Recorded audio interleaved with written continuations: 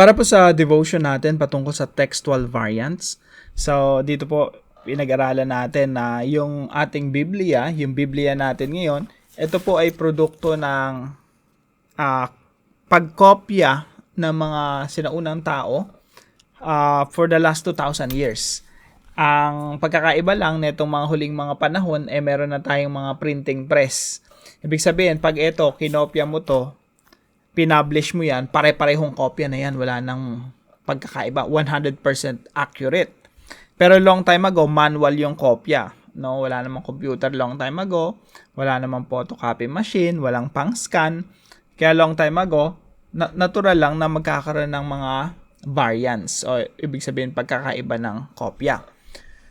Now, dito po nagbigay ako ng ilan sa mga examples, no? Yung textual variants po, hindi naman nakaka-apekto yan sa ating pananampalataya. Kasi nga, yung mga errors po dyan o yung mga variants, spelling kadalasan.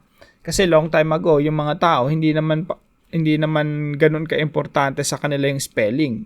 Pero, syempre, yung mga biblical writers o yung mga scribes, yung mga kumukopya ng Biblia, importante sa kanila bawat letra. Pero syempre, dahil tao lang yung kumukopya, nagkakaiba-iba ng spelling. Yung iba ay talagang honest mistake. Pero yung iba siguro, I think, pag kumukopya sila, depende dun sa community nila. Kung paano nila ini-spell yung pangalan or kung parang sa England or sa UK, yung color, ang spelling nila ay C-O-L-O-U-R. Pag American English ay C-O-L-O-R, color. So wala naman pinagkaiba. Same pa rin yung concept. It's about color, no? Now, sa Biblia po, ganun din maraming mga spelling. Does it matter kung yung pangalan mo may H, yung ibang kumopya wala yung H, no? It doesn't matter. Hindi naapektuhan yung ating pananampalataya. So when it comes to textual variants, hindi siya significant enough to affect or to change our theology. Ibig sabihin, hindi naman nababago yung katuruan ng Biblia just because merong kumopya at mali ng pagkakakopya ng spelling. So, word order, mga synonyms, pronouns. So, halimbawa, Russell eats. Tsaka, he eats. Wala namang pinagkaiba nun. Pareho rin naman, si Russell tsaka si he, pareho rin lang naman yon. So, yun po yung mga textual variants, no?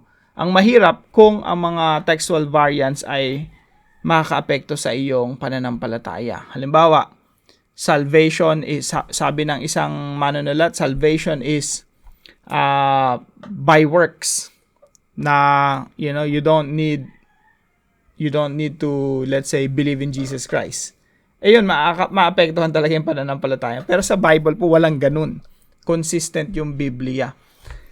So, now, meron lang pong mga malalaking mga talata, mahabang mga talata na may variance. Halimbawa po nito sa John chapter 8, verse 1 to 11. Actually, yung verse 53 ng chapter 7 kasama hanggang 8, 1 to 11. Now, yung iba pong mga communities long time ago, meron silang ganong copies. Yung iba naman, wala silang ganong copy. May mga iba't iba silang kadahilanan kung bakit yung ibang mga community mayroong mga ganong klase ng istorya. Ito ay istorya ng isang adulterous woman. Yung ibang community, Christian community, di ko alam kung ano nangyari, no? Siguro yung iba yung page na yun wala. No? I don't know kung anong nangyari exactly. Pero yung ibang mga communities, kasi nung unang panahon wala naman silang isang buong Biblia katulad natin na ganito. So meron sila kopya ng kopya lang, no? Kinopya ng kinopya, tapos pinapamudmud yon sa mga Christian communities. So, yung iba may copy ng ilang mga sulat ni Pablo, may copy ng Matthew, ng Mark, yung iba may copy ni Luke, may copy ng... So, hindi pa siya buo. So, yun yung gamit nila. Kaya yung ibang mga communities, wala nitong istorya ng adulterous woman. So, does it affect us? Hindi. Wala naman siyang epekto sa atin. Hindi naman na magbabago yung pananampalataya natin. Kung yung passage na to wala dito sa ating community, let's say, komunidad natin to dito sa lugar na to, wala tayong copy nito, pero yung iba meron. Does it affect our theology? No. Ngayon, ang mahalaga po, ngayon, meron na tayong copy. Buo na yung Biblia. So, alam natin kung sino yung mga communities na walang ganitong copy. So, pareho po yan ng Mark chapter 16, yung pinaka-last part, no? May mga communities, Christian communities long time ago, na wala nung part na yon. Kaya nakasulat dito sa Bible natin yan, dito sa Bible ko, nakalagay dito, the earliest manuscripts and many other ancient witnesses do not have John chapter 7, 53, 8-11. So, sinasabi na ng Bible ko na ito, na dati may mga communities na wala silang ganong copy. Pero ang maganda nito, tayo may copy na, no? Buo na yung Bible natin. And kung mayroon ng mga variants long time ago sa kanilang mga sa kopya nila, hindi po nakaka-apekto ng pananampalataya. Hindi nababago yung theology o hindi po nababago yung katuruan ng Biblia. So again, yung mga Bibles po natin, kagaya nitong Bible ko, ito ay nakabase na sa Greek, New Testament, and Hebrew. Now, ito dapat yung pinagbabasihan natin kasi po, yung original writings po, lalo na sa Old Testament ay sa Hebrew. Sa New Testament ay sa Greek. Now, nung unang panahon, translate yan sa Latin, tapos yung iba nagta-translate sila based doon sa Latin.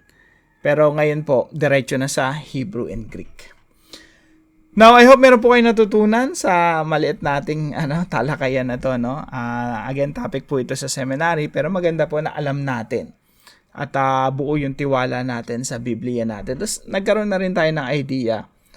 Ganito pala na kinokopya yung Biblia, no? Manual siya hanggang sa naging printing press na. So, ayun po, kita-kita po tayo ulit bukas, alas 5 ng umaga dito po sa ating Daily Devotions.